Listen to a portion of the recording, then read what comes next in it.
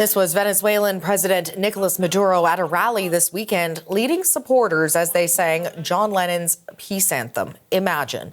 The rally comes as tensions grow between Washington and Caracas. U.S. President Donald Trump has suggested he has made a decision on a course of military action against Venezuela, and a huge military aircraft carrier has now arrived in the region.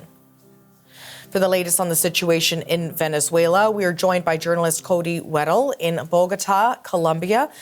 Cody, the USS Gerald Ford, which is the world's largest aircraft carrier, has arrived in the Caribbean, now within striking distance of Venezuela. So how does this escalate the situation? Well, most experts I've been speaking to have called this a major escalation of the tensions between Venezuela and the U.S. As you said there, the largest aircraft carrier in the world, certainly the most advanced warship that the U.S. has. And now with the arrival of the USS Gerald Ford, it's believed there are around 15,000 U.S. servicemen and women in the region. That's the largest deployment of troops in this area since the 1989 invasion of Panama. And most people are saying this far exceeds what the United States would need to interdict drug boats or conduct this anti-narcotics operation. I recently spoke to the former ambassador for the U.S. to Venezuela, James Story, and he told me that we're at a point now that it's really hard for the U.S. to pull out of this situation without carrying out some type of strike within Venezuelan territory. Now we have so many resources in the region.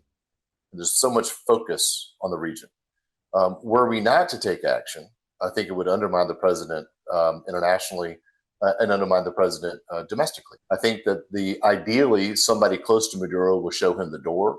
You know, there are three options there. He goes into exile. He is extradited to the United States, or he's sent off the planet in some other way, right?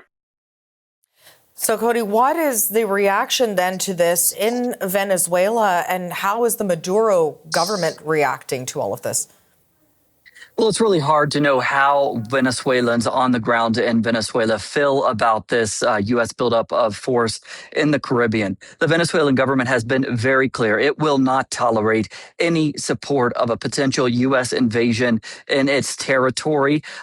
We actually saw the government move to strip an opposition lawmaker of his nationality who is exiled because he has been speaking out in support of some type of military intervention in Venezuela. Now, as for the Maduro government, we heard Nicolás Maduro there singing that John Lennon song, the peace anthem.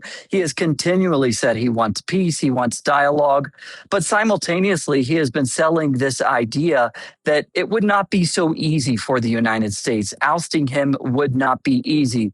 We've heard from people in the government making comparisons to Vietnam, to Afghanistan.